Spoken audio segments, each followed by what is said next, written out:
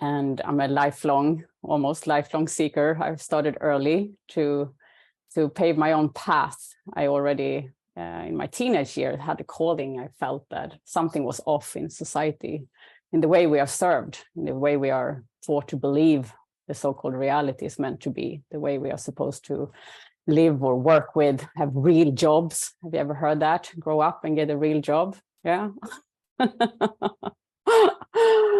That's just beliefs. Yeah. So somehow I was lucky enough to fall out of the box early, and I started my own business by the age of 17, 18, and I traveled the world and explored myself through the world, and that was really by instinct. And fast forward, I started with personal development, spiritual development. I worked with people and clients for about 17 years. So I've seen some shifts within myself and with other people. I'm the founder of the De-Armoring Arts training school, where we educate people in the art form of sexual healing, sexual awakening, spiritual awakening, personal development. And that is fabulous. It's like an outstanding method for people to start to feel more alive. And that's really what I'm passionate about. But a couple of years ago, I found that something is missing in this whole field of personal development, because it seems like we come to an edge where it's just about the vulnerability. It's not about thriving. It's not really about being more alive. Yeah, it's like, yeah, we sit and we share difficulties and challenges, which is crucial and utterly important. But what I noticed would be the big next step was actually to start to show up with our gifts and services in the world. And that equals so much, if not more, challenges for many. Yeah, is somebody who can relate to that? Nobody? Thank you. So I kind of stumbled in on the path of using my own, fuck ups and failures and joy of supporting people to become alive, to inspire them to, like, hey, you have a gift within, show up and share it with the world. And I started to train people to do this in various ways and inspire people. And like you say, Tiger, that is really what I feel life is about. That is really to show up in our gift, with our heart, in our divine calling, our divine service, and offer that. And it can't go wrong, if everybody showed up in service. I mean, the human heart wants to be in service, and if we all just would show up in that, the world would look really, really different, right? There's somebody who agreed to that. Raise a hand. Yes. And it's like many of you have probably worked with yourself and you're familiar with, there is a shift in consciousness happening, and now it's time. Like the old paradigm is falling, the old structures is falling, the world is crying for a healthy leadership, for people who rise, for people who stand up. And I find it, and I get so passionate about it, because it's almost like it's a dedication, it's a commitment to life, to show up there for life as it is. Yeah. And in there, we got to be so much more committed to something greater than ourselves, to overcome the fears, to overcome the limiting beliefs, and go into that service, because that will only provide so much goodness. We can't fail. You can't fail when you rise in your divine service. You can't fail. And my heart is pounding as I say it, because it's sometimes I feel that it's so much fun. It's so much fun here. Life is so much fun. We can have so much fun if we just choose to play with life for what it is. See it for what it is. Explore it. Yeah. Does that resonate with you? Yeah. So what is it that holds you back? What is it? What are your glorious limiting beliefs that holds you back? Are you willing to share some of them in the chat box? I'm even writing a book about, some of the main pitfalls on showing up on our conscious path. And there's like a few limiting beliefs that are circulating. that most people are running. And I find that to be really important. Like, who are we to say no to life? Who are we? Who do we think we are even to say no to life? Yeah. How many of you in here do actually feel that you have a calling in your heart, that you're meant to serve, to give, that you have a gift to give? Raise a hand. Thank you. And how many in here are actually using your unique gifts, talents? Like, who of you are actually showing up and giving your gifts? Yeah. So what's in the way of you and you?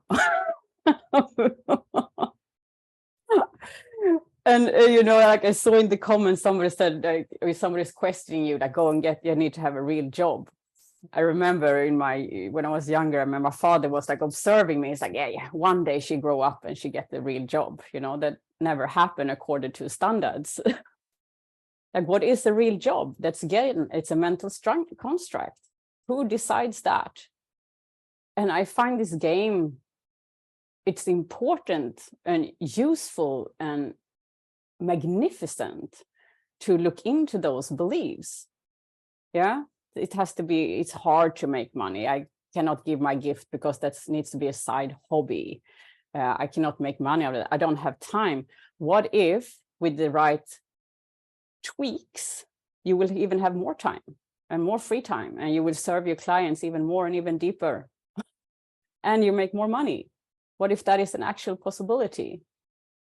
And the same with money. I want to pick up on that one you shared, Tiger, because that was a big limiting belief that I put on myself for a long time, that I was spiritual and it was not spiritual to make money. And I had to work really hard, to be honest, to turn that one around, really hard. So today I look at it instead, okay, there's one side of it, you know, money is the root of all evil, I used to tell myself.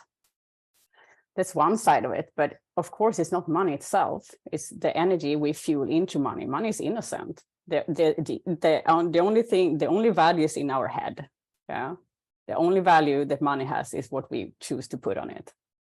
So imagine then, as conscious beings, serving with our hearts, contributing to raising awareness, contributing to share our gifts in the world, would earn more money, and what we could do with that. Yeah, what change we could provide in the world, what we could contribute with, what causes we could help with, other people we could be generous and serve and give. And that is to create the new economy as well. That is to change these beliefs around money. And I think I feel that is important, but can be useful. Anybody who resonates with that? Like, if we just shift the belief from where we are coming from and what we choose to do, and the intention behind, it's always the intention behind what we do. It's always the intention. Yeah, I can pick up on that. It's interesting because it's really the greatest failure. We are afraid of failure, but then we fail on ourselves being afraid of failure. You know, we have one life, and sometimes when I meet my growth edges, nowadays I've learned to edge them, and I know if I'm not excited and almost gasping after air, then it's not, you know, my goal is not big enough, or the stretch is not big enough. But, you know, I used to be so afraid of success, failure. I canceled sessions, I canceled workshops, I didn't show up. I was ashamed of showing up. I was like, who am I to take space in the world? Like, I was dimming my light. So I have had to work really, really hard to be who I am today. So I can really recognize those, you know, I've gone through all of those, as much as I know those limiting beliefs that I hear I'm not supposed to shine, and who am I, who do I, you know, I still have the voice in my head saying, who do you think you are? Yeah, and learn now this protection mechanism, it wants me well, it wants to keep me safe. Yeah, so I'm like, okay, this is my friend now. But believe me, it's been a hard, like, challenging journey to understand that is my friend, because it hindered me. I allowed myself to be hindered by that voice so many times. But somehow there's been this longing to grow and the curiosity to explore life. Yeah, it's strong. And the beauty is like the opportunity and the possibility to explore who we are in life. It's not about so much who we want to be, it's who we are becoming during the way of exploring ourselves. It's like, oh, today I can put on that costume. Oh, okay, today I can put on that costume. Oh, okay, how can I play this? So it's the attitude of play and curiosity and not taking it so serious. Yeah. And at the same time, taking your life utterly serious because it's your life. Yeah. It's like, I am committed to live the best of my life. Yeah. I'm committed to that.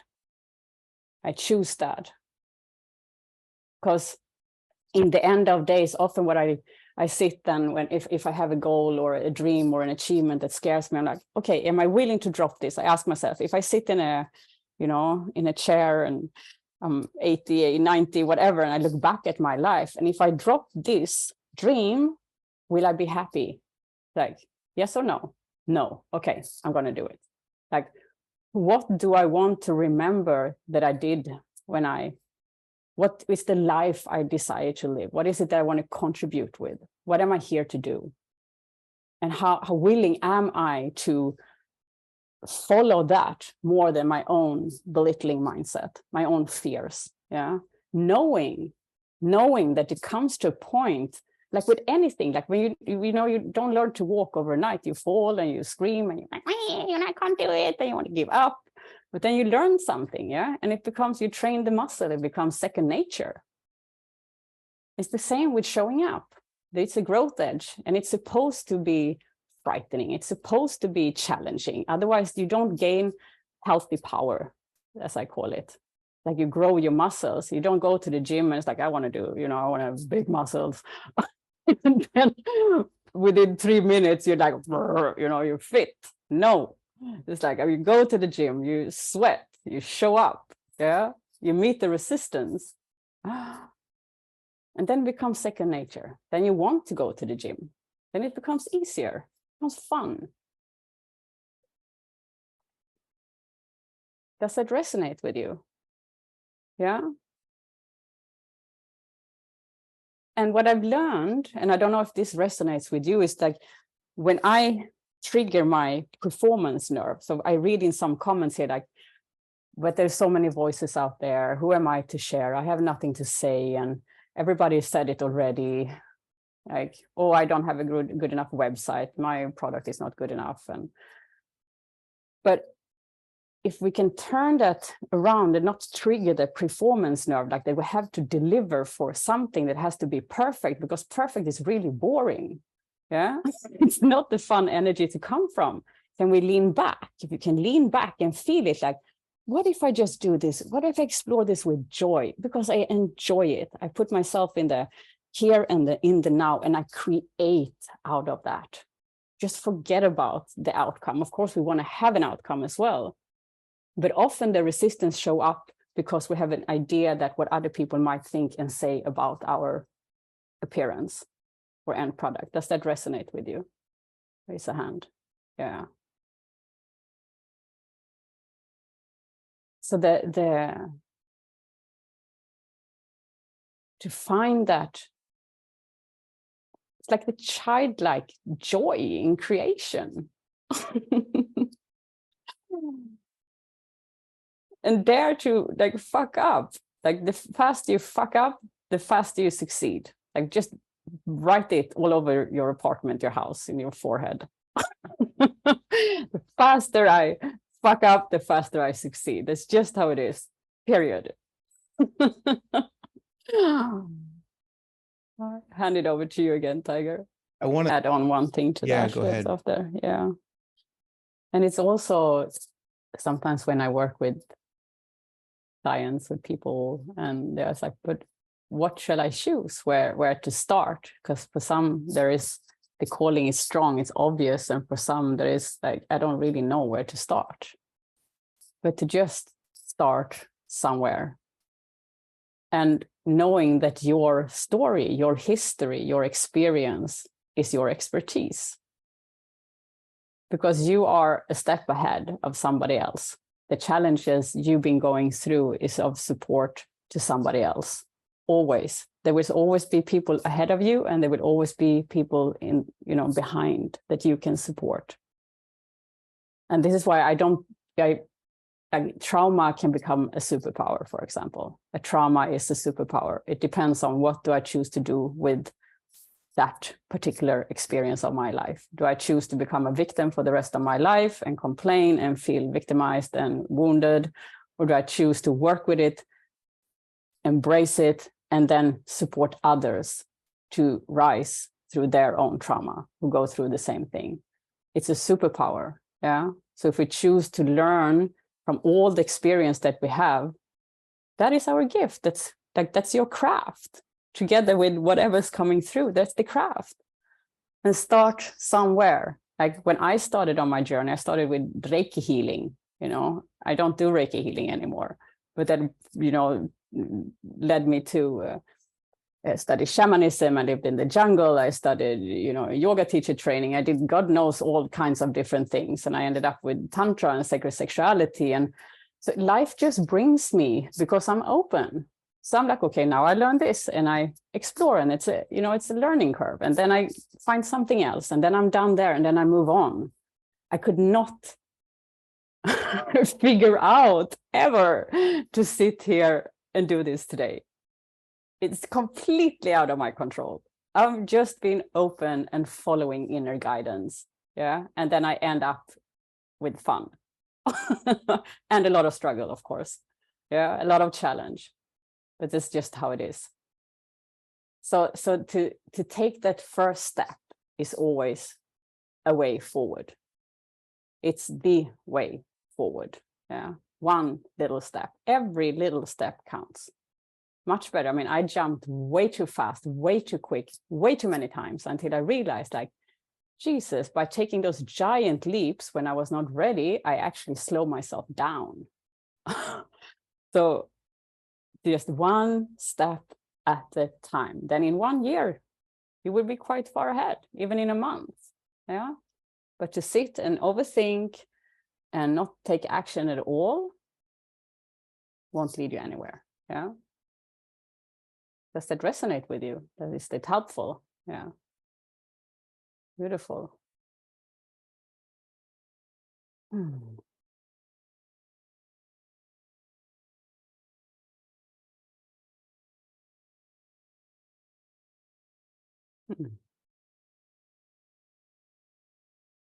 One step forward. So what is the one step forward you could take today or tomorrow? What if there were no consequences? What if there were no consequences of your choices? What if there were no consequences? What would you choose to do?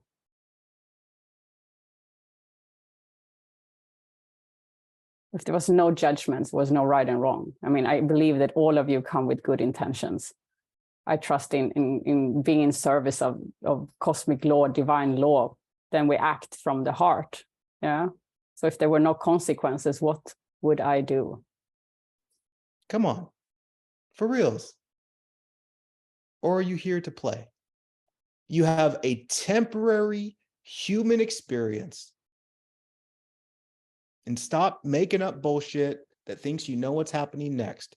You got this life. This is what you know. So let's dive into it. All right. I wanted on it with one tweak to that, which is the beauty of when we choose, many of us are, some of us are struggling with self-love, the path to self-love and the challenges of showing up and not being good enough. And we desperately, try to show up for other people, doing good, maybe pleasing, overriding ourselves. And in the core, there is this itch. Yeah. But the beautiful thing is that when we start to listen to that inner calling, our voice, and take our gift or our longing serious and start to apply focus, even if you do one little thing in a day, it would bring satisfaction. Because you show yourself that you matter to yourself, and that your path matters, and that your gift matters.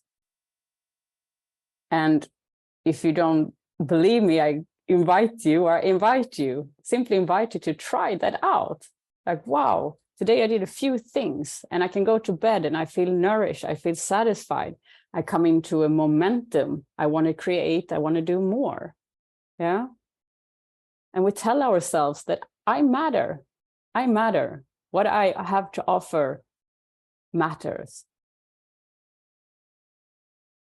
And this is why I find, which has been a game changer for me and the people I work with, that the so-called business development is a path to self-love. We self-actualize. We nourish this inner plant, our own inner seed. We give it water, we give it food. It's like, hey, I'm listening to you. Come out and play. I'm here. We hold space for that wants to flower within us to flower.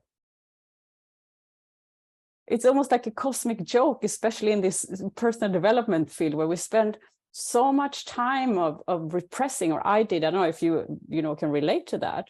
Repressing ourselves, and we dig into the wounds, and we might even create more wounds, which is absolutely necessary, but for another call. But what I saw, the shift, the beauty, how people start to radiate and shine by nourishing, choosing on a daily basis to nourish our inner plant.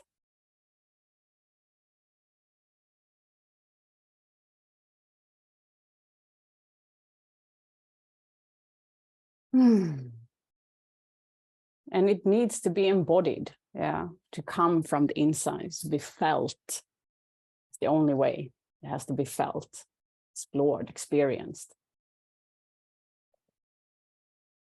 And I want to end that, because I know it's time to wrap this up as well with, this is what I love. I choose to use the name diamond because it actually means soul essence. There is a myth around the diamond, that we are all coming to this planet, onto this life, into this body, and somehow forget our divine plan. There is a plan for our soul. I can look at when I talk about integrated spirituality, it's personality, it's soul, it's spirituality, and we kind of elevate between the three. Sometimes we're lost in the mindset, in the personality, and we nag, and then whoops, we come up to the soul perspective. We want to give our gift to the world. We feel the earth, we feel everything around us, and then we have some magical divine kiss with divinity, and it's like, oh, here's joyful, and boom, we fall down again. I mean, it's just how it is. It's life.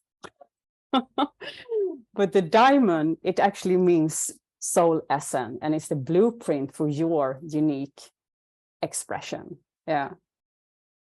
And its core, it actually means true joy. So when you're in connection with your true essence, living the gift that you truly are, that equals true joy. And I find it so beautiful.